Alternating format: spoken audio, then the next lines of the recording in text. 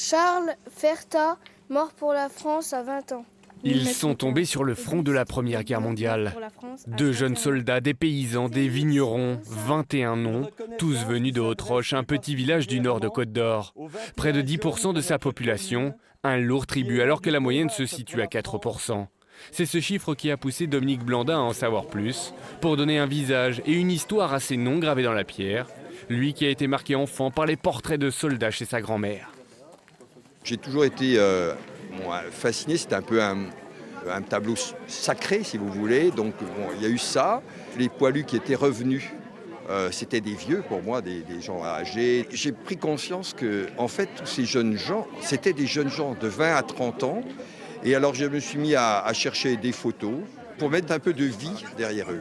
Les familles du village sont donc aussi parties à la recherche de ces souvenirs qui se retrouvent dans cette exposition. À l'image de Josette, son grand-père a été tué en 1916, artère fémorale sectionnée.